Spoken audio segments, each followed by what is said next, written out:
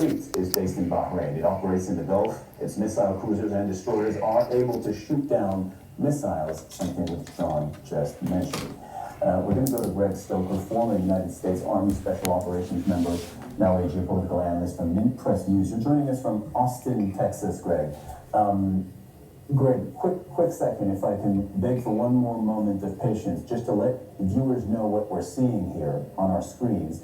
Top right-hand corner of our screen is Iranian TV, so it's interesting to note what Iranians are seeing on their television right now, and you're seeing people celebrating, right? You're seeing the yellow flags, the crowds out in the street. That tracks with what our correspondents and guests have been saying. So people in Iran are celebrating this attack, and Iranian TV is showing quite dramatic footage of the attack and missiles hitting their targets. And a second ago, we were also seeing Israeli TV, and in the center of our screen are the pictures that we carry live of that attack, Iranian missiles over Tel Aviv.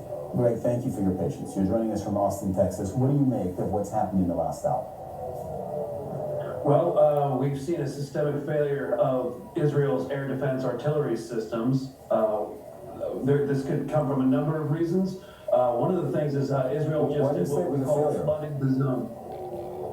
Well, first of all, the sheer amount of missiles and ordnance being fired is what floods the zone. So how an air defense artillery system works is there's a radar, and then that feeds information to a control system, and the control system is run by an AI that determines which targets get hit, which intercepts happen, and what is let through. So if there's so much ordnance that there is I spoke too soon. Call halal Yahweh by Hashem Yahweh Shai. I just did a lesson saying that they was about to send rockets, and then I already started reaching them Israelis. Yeah, America gonna have to jump in. They were flying off outside of the main city center of Tel Aviv. The end of the world of the Edomites, now, beginning. It looks like they've completely run out of munitions. And so it takes a while to reload the Iron Dome. So they're close to the U.S. Patriot batteries, which is what the main air defense system around, like... Damn, they fucking up shit over there. Look at all that shit dropping over there. Around the Middle East. Israeli TV, yeah. Time to reload those is about 20 to 25 minutes. The Iron Dome can be reloaded faster, but it's still around 15 minutes.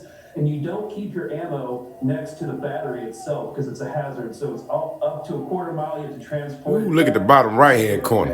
Yeah. Reloading it, they couldn't reload it fast enough. And now I'm hearing unconfirmed reports that there's a second wave currently flying over Jordan, and that could potentially impact in the near future.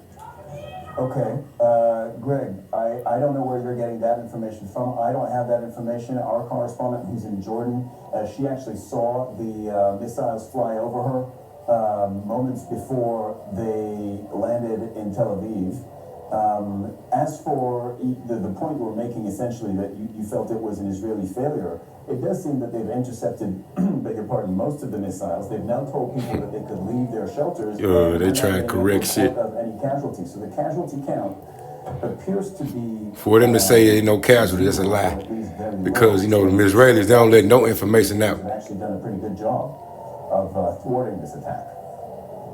Right, and so we're seeing that a lot of missiles, it looks spectacular, like what we're seeing from like the Telegram channels that are immediately posting these things, multiple angles of the same impacts, but they do seem to be in very, not in city center population dense areas. And we have seen unexploded ordnance of Iranian missiles. That's enough of that. That's what's going on right now, currently. Because they don't have a complete 100%.